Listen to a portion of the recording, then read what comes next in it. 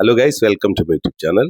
ഇന്ന് നമ്മുടെ നാട്ടിൽ ചർച്ചയായിക്കൊണ്ടിരിക്കുന്ന ഒരു കാര്യത്തെക്കുറിച്ച് രണ്ട് സംഗതിയുമായി ഞാൻ ബന്ധപ്പെടുത്തിക്കൊണ്ട് ഒരു ചിന്തിക്കാൻ വേണ്ടി മാത്രം ക്രിസ്ത്യാനികളായ സഹോദരി സഹോദരന്മാരോടും ചിന്തിക്കാൻ വേണ്ടി മുസ്ലിം സഹോദരി സഹോദരന്മാരോടും അഭ്യർത്ഥിക്കുകയാണ്. ഒന്ന്, ഞാൻ ആദ്യം പറയാൻ ആഗ്രഹിക്കുന്നത്, ഛത്തീസ്ഗഡിൽ രണ്ട് കന്യാസ്ത്രീകളെ, അതും മലയാളികളായ രണ്ട് കന്യാസ്ത്രീകളെ അവിടെ പിടിച്ചു വെക്കുകയും മതപരിവർത്തനം നടത്തുന്നതായിട്ട് ആരോപിക്കുകയും അവർ മാനസികമായി പ്രയാസപ്പെടുകയും ചെയ്യുന്ന രംഗം കേരളത്തിൽ നല്ല എല്ലാവരും കണ്ടതാണ്.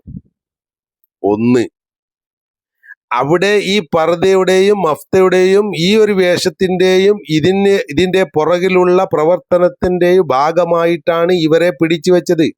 അന്ന് കേരളത്തിലുള്ള എല്ലാവരും ഒറ്റക്കെട്ടായി തന്നെയാണ് മാനസികമായിട്ട് അവരെ കണ്ടതും നമ്മൾ മനസ്സിലാക്കിയതും. കാരണം നമ്മുടെ ചിന്താഗതി കേരളക്കാരുടെ ചിന്താഗതിയാണ്.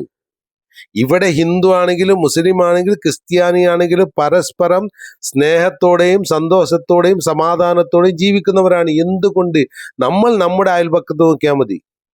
ഓരോരുത്തരും ഓരോ അയൽപക്കത്ത് നോക്കിയാൽ മതി. മുസ്ലിം ഉണ്ട്, ഹിന്ദു ഉണ്ട്, ക്രിസ്ത്യാനി ഉണ്ട്. അത് എപ്പോൾ മുതൽ? ചെറുപ്പം മുതലുണ്ട്. നമ്മുടെ ഉപ്പമാരും അവർ മരിച്ചു പോയിട്ടുണ്ട്. നമ്മുടെ സഹോദരന്മാരായ ക്രിസ്ത്യാനികൾ, അവരുടെ അമ്മമാരും അച്ഛന്മാരും വല്യപ്പന്മാരും മരിച്ചു പോയിട്ടുണ്ട്. എന്നാലും ആ തലമുറ അങ്ങനെ വരുന്നു, നമ്മുടെ തലമുറ അങ്ങനെ വരുന്നു. അവരുടെ സ്ഥലമുണ്ട്, റബ്ബർ എസ്റ്റേറ്റ് ഉണ്ട്, ഇവിടെ മുസ്ലിം ഉണ്ട്, പാടുണ്ട്, കൃഷിൻ്റെ ഒക്കെ ഉണ്ട്. ഇതിങ്ങനെ ജീവിക്കുന്നുണ്ട്. എൻ്റെ കുടുംബം ജീവിക്കുന്നത് ചുറ്റുഭാഗം ക്രിസ്ത്യാനികളുള്ള ഒരു ഇതിൻ്റെ അടിയിലാണ് ജീവിക്കുന്നത്. അവരങ്ങോട്ട് കൊണ്ടും കൊടുത്തും വാങ്ങിക്കൊണ്ടും സന്തോഷത്തിൽ ജീവിക്കുന്നു. ഇതാണ് നമ്മുടെ കേരളം. ഇത് പറയാൻ കാരണം എന്താണ്? ഛത്തീസ്ഗഡിൽ നടന്ന അതേ രീതിയാണ് ഞാൻ ഇന്ന് ആ സ്കൂളിൽ ഒരു മുസ്ലിം കുട്ടി അനുഭവിച്ചത്, മനസ്സിലാക്കിയത്. വ്യത്യാസം ഞാൻ കാണുന്നില്ല. അതും വിവാദമായി. ഛത്തീസ്ഗഡിൽ ആ രണ്ട് കന്യാസ്ത്രീകളെ മുഖത്ത് ചൂണ്ടിക്കൊണ്ടാണ് ഒരു പെണ്ണ് സംസാരിച്ചത് നമ്മൾ കണ്ടിട്ടുണ്ട്. അന്ന പോലെ തന്നെയാണ് ഇന്ന് ഈ പ്രിൻസിപ്പൽ സംസാരിക്കുന്നത് എനിക്ക് അനുഭവപ്പെട്ടത്. ഞാൻ രണ്ടിനെയും അതേ രീതിയിലാണ് കണ്ടത്. മനസ്സിലാക്കണങ്ങള്. അവിടെ അങ്ങനെ വന്നപ്പോൾ ഈ ക്രിസ്ത്യാനികളായ ആളുകൾക്ക് വേദനിച്ചു, കന്യാസ്ത്രീകൾക്ക് വേദനിച്ചില്ലേ? ഇന്ന് നിങ്ങൾ ചെയ്തത് എന്താണ്? ഒരു കുട്ടി, നിങ്ങളെ ക്ലാസ്സിൽ സ്കൂളിൽ പഠിക്കുന്ന കുട്ടി ആദ്യം അവിടെ ഉണ്ട് എന്നവൻ ഉണ്ടായിക്കോട്ടെ, അന്നോളി ചെറുതപ്പോൾ വലുതായി. എന്തിരുന്നാലും ശരി, ഇസ്ലാമിക വേഷമായ ഒരു പർദ്ദ, ഒരു മഫ്ത ധരിച്ചത് കൊണ്ട് ഒന്നും സംഭവിക്കാല്ല എന്നുള്ള നിങ്ങൾക്കും അറിയാം. എന്താ സംഭവിക്കുക? ഒരു യൂണിഫോം. ഈ ഹിന്ദു പെണ്ണുങ്ങൾക്കും ഹിന്ദു പെൺകുട്ടികൾക്കും അറിയാം, മുസ്ലിം പെൺകുട്ടികൾ പർദ്ദ മഫ്ത ധരിക്കുന്നവരാണ്, തട്ടമിടുന്നവരാണ്. ഇടാത്ത കുട്ടികളുമുണ്ട്. എല്ലാ മുസ്ലിം പെൺകുട്ടികളും തട്ടമിടുന്നവരല്ല, മഫ്ത ഇടുന്നവരല്ല. എന്നാൽ എല്ലാ മുസ്ലിം കുട്ടികളും അത് അഴിച്ചു വെക്കുന്നവരുമല്ല. എന്തുകൊണ്ട്? ഇസ്ലാം നിർബന്ധമായി പറയുന്നു, പ്രായപൂർത്തിയായി കഴിഞ്ഞാൽ നിർബന്ധമായും ശരീരം മറക്കണം. ശരീരത്തിന്റെ പെണ്ണാണെങ്കിൽ മുൻകൈയും മുഖവും ഒഴിച്ചുള്ള ഭാഗം മറക്കണമെന്ന് നിർബന്ധിക്കുന്നു ഇസ്ലാം മതം. അതിനെ വലിച്ചെറിഞ്ഞുകൊണ്ട് ഒരു തോന്നിവാസ, ഒരു ലജ്ജയുമില്ലാതെ ശരീരഭാഗങ്ങൾ കാണിച്ചുകൊണ്ട് നടക്കുന്ന മുസ്ലിങ്ങളുണ്ട്. അത് അവരുടെ സ്വാതന്ത്ര്യമാണ്.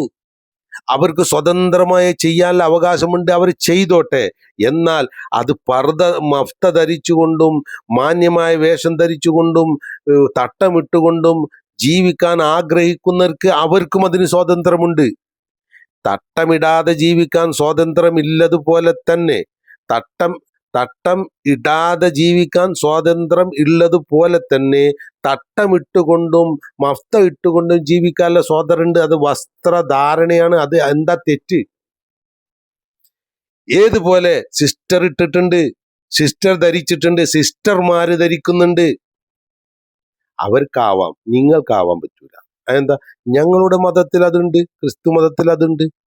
നിങ്ങളുടെ മതത്തിലുണ്ടെങ്കിൽ നിങ്ങളുടെ മതത്തിനെ നമ്മൾ അംഗീകരിക്കൂല, പറ്റൂല. അപ്പൊ അത് പറ്റൂല എന്ന് പറയുന്ന സ്കൂളിലേക്ക് നട്ടലില്ലാത്ത മുസ്ലിങ്ങളായ സഹോദരി സഹോദരന്മാർ നിങ്ങളെ മക്കളെ, പെൺകുട്ടികളെ എന്തിനങ്ങോട്ട് പറഞ്ഞേക്കുന്നു? അവിടെ പഠിച്ചാൽ മാത്രമേ നിങ്ങളെ മക്കൾ എഞ്ചിനീയറും ഡോക്ടറും വലിയ സ്ഥാനത്തേക്ക് എത്തുള്ളൂ എന്നുള്ള തെറ്റായ ഒരു മെസ്സേജ് അല്ലേ നിങ്ങളെ മനസ്സിലുള്ളത്?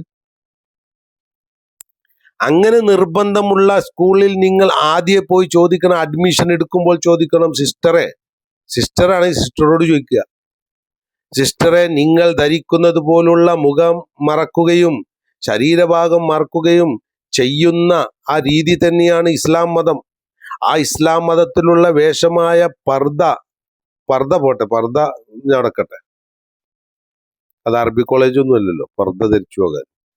യൂണിഫോമിന്റെ കൂടെ ഒരു മഫ്ത ധരിച്ചുകൊണ്ട് എന്റെ മകളെ ഞാൻ പറഞ്ഞയക്കും, അത് നിങ്ങൾ അനുവദിക്കുമോ? അപ്പോൾ അവർ പറയാണ് അനുവദിക്കൂല. ഏത്, ഈ സിസ്റ്റർ പറഞ്ഞതുപോലെ. എങ്ങനെ ഇവിടെ അനുവദിക്കൂല? ഇവിടെ എല്ലാവരും തുല്യരാണ്. ആരാ പറഞ്ഞറിയോ? സിസ്റ്ററാ പറയുന്നത്. സിസ്റ്റർ എന്താ ഇട്ടിക്കണ്? എല്ലാ ടീച്ചർമാരും ഈ സിസ്റ്റർ ഇട്ട പോലെ ഇട്ട് കാണാണ് പഠിപ്പിക്കാൻ വരിക? അല്ല അല്ല. എന്നിട്ട് സിസ്റ്റർ പറയാണ് ഇന്ത്യ ഇസ് മൈ കൺട്രി. അതിന് ഇന്ത്യ ഇസ് മൈ കൺട്രി അല്ല, ഇന്ത്യ എന്റെ രാജ്യമാകുന്നു എന്ന് പറയുന്ന, നമ്മൾ പറയുന്ന ആ ഒരു ഇത് പറഞ്ഞുകൊണ്ടാണ് മതേതര അല്ല എല്ലാവരും ഈക്വാലിറ്റി. എന്താ ഇപ്പൊ പറയാ, ആ വാക്കുകൾ നിങ്ങൾ കേട്ടാൽ മനസ്സിലാകും. അത് ജനങ്ങളുടെ ഇടയിൽ ഞാൻ വലിയൊരു ഇംഗ്ലീഷ് അറിയുന്ന ആളാണ് എന്ന് പറയുന്നത് പോലെ പറയാ. എന്നിട്ട് ആ പരിപാടി കഴിഞ്ഞ ഉടനെ തന്നെ ഇംഗ്ലീഷ്, അവർ ഒറിജിനൽ പഠിച്ച ഇംഗ്ലീഷ് പറയുമ്പോൾ വരുന്ന വ്യത്യാസവും നിങ്ങൾക്ക് കാണാൻ വേണ്ടി സാധിക്കും. അതുകൊണ്ട് സിസ്റ്റർമാര്, നല്ല നല്ല സിസ്റ്റർമാര്, മറക്കാൻ പറ്റാത്ത പ്രവർത്തനങ്ങൾ ചെയ്ത നല്ല നല്ല സിസ്റ്റർമാർ ഇന്ന് നമ്മുടെ ഫാത്തിമഗിരി സ്കൂളിന്റെ അതിൽ ഒരു സിസ്റ്റർ ഉണ്ടായിരുന്നു എൻ്റെ ചെറുപ്പത്തിലൊക്കെ. ഇന്നും ഞങ്ങൾ ആ സിസ്റ്റർ ഓർക്കുന്നുണ്ട്. കാരണം ആ സിസ്റ്റർ പ്രവർത്തനം അങ്ങനെയായിരുന്നു. എല്ലാവരും വരിക, എല്ലാവരും വീട്ടിൽ വരിക, അതിനിട്ട് ഇടവയ്ക്കുക, വളരെ സ്നേഹത്തിൽ സംസാരിക്കുക. അതാണ് സിസ്റ്റർമാര്. ഇന്ന് ധാരാളം സിസ്റ്റർമാരുണ്ട് ഈ സിസ്റ്ററെ പോലെ ചിന്താഗതിയുള്ള, കാസ ചിന്താഗതി പോലെയുള്ള സിസ്റ്റർമാരെ ഭയപ്പെടണം. കാസ ചിന്താഗതിയുള്ള സിസ്റ്റർമാര് അവരെങ്ങനെയായിരിക്കും? നിങ്ങൾ ഛത്തീസ്ഗഡിൽ നിങ്ങളുടെ സിസ്റ്റർമാര് പെട്ടപ്പോൾ അവിടെ ഉണ്ടായത് കാസ ചിന്താഗതിയുള്ള ആളുകളാണ് അവരെ പീഡിപ്പിച്ചത് മാനസികമായിട്ട്. മറന്നുപോയോ സിസ്റ്റർമാരെ? നിങ്ങൾ ഹിന്ദു ക്രിസ്ത്യാനി സഹോദരന്മാരെ മറന്നുപോയോ? മറക്കാൻ പാടില്ല. ഇന്ന് ഈ സിസ്റ്റർക്ക് ശരിക്കും നിങ്ങൾ എല്ലാവരും ട്രോഫി കൊടുക്കണം. എന്തുകൊണ്ട്? അവർ വിജയിച്ചു. ഒരു ഇസ്ലാമിക വേഷമായ മഫ്തയെ ആ സ്കൂളിലേക്ക് കയറ്റൂല. ആ കുട്ടി അവിടെ നിന്ന് പോയി അതിന്റെ ആഹ്ലാദത്തോടു കൂടി പ്രസരിപ്പോടുകൂടി പ്രസംഗിക്കുന്ന സിസ്റ്ററുടെ സന്തോഷം, നിങ്ങൾ ട്രോഫി കൊടുക്കണം. ആ സിസ്റ്റർക്ക് ഞാൻ അഭിനന്ദനങ്ങൾ അർപ്പിക്കുന്നു. സിസ്റ്ററെ, നിങ്ങൾ വിജയിച്ചു. നിങ്ങളാണ് നിങ്ങളുടെ സ്കൂളിൽ മാതൃക. പക്ഷെ നട്ടലില്ലാത്ത മുസ്ലിങ്ങളോട് എനിക്ക് പറയാനുള്ളത്, അപ്പൊ മുസ്ലിങ്ങൾ പറയുമ്പോൾ എല്ലാവരും അല്ല, ഇങ്ങനെ ഡൊണേഷൻ, വലിയ വലിയ സംഖ്യ ഡൊണേഷൻ കൊടുത്തുകൊണ്ട് നിങ്ങളുടെ മക്കളെ ഇസ്ലാമിക വേഷമായ ആ മുഖമക്കന അഴിപ്പിച്ചുകൊണ്ട് പഠിപ്പിക്കാൻ നിങ്ങൾ തയ്യാറാകുന്നത് നിങ്ങൾക്ക് നട്ടലില്ലാത്തത് കൊണ്ടാണ്. ഗവൺമെന്റ് സ്കൂൾ ഇവിടെ ഉണ്ട്, നല്ല നല്ല സ്കൂളുകളുണ്ട്.